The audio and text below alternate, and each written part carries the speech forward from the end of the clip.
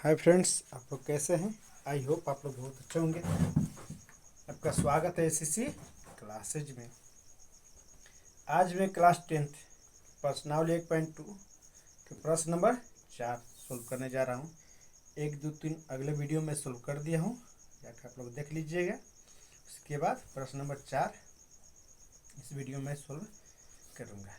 कह रहा है कि HCF 306 657 का दिया है 9। कितना HCF दिया है? 9 दिया HCF। तो इसी संख्या का एलसीएम ज्ञात करना है। इसी संख्या का एलसीएम ज्ञात करना है। तो एलसीएम ज्ञात करना है, इसके लिए फॉर्मूला होता है। इसके लिए क्या होता है? फॉर्मूला। कौन सा फॉर्मूला मैं आपको बता रहा हूँ। पहली संख्या गुणे दूसरी संख्या बराबर लसा गुणे मसा। अब पहली संख्या को ए बोलते हैं, दूसरी संख्या को बी बोलते हैं, लसा को एलसीएम बोलते हैं या मसा को एचसीएफ बोलते हैं।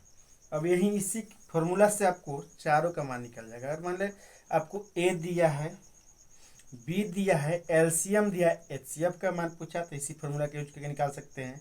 चाहे एलसीएम के मान पूछा तो इसी फॉर्मूला से, चाहे पहली संख्या पूछा तो भी और दूसरी संख्या पूछेगा तो भी यही फॉर्मूला से हम इसका मान निकाल सकते हैं। क्या दिया है देखिए मेरा। ए बराबर दिया है 306, बी बराबर दिया है 657 और HCF दिया है मेरा कितना? 9। HCF दिया है कितना मेरा? 9। तो हम क्या निकालना है? एलसीएम। क्या निकालना है? एलसीएम।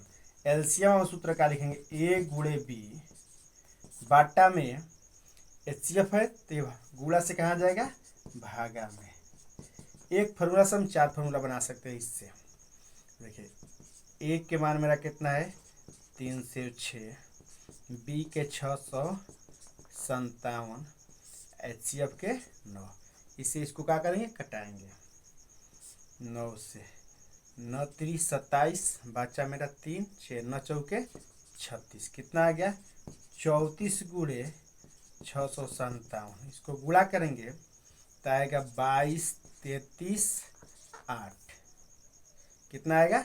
22 33 8। यानी 306 657 का एलसीएम 22 33 8 प्राप्त हुआ मेरा।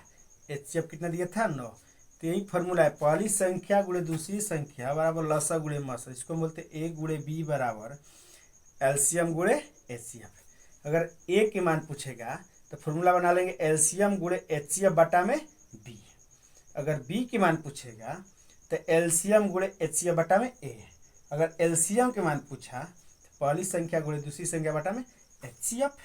अगर HCF के मान पूछा तो पहली संख्या गुणे दूसरी संख्या बटा में एलसीएम कर लेंगे। यानी ये एक फॉर्मूला है, इससे हम चारों का मान ज्ञात कर सकते हैं। इस फार्मूला से 4 फार्मूला हम बना देंगे। इस फार्मूला के द्वारा हम इसका मान ज्ञात कर लेंगे। आई होप कि आप लोग इसको समझ गए होंगे। आप लोग स्क्रीनशॉट इसको ले लीजिए।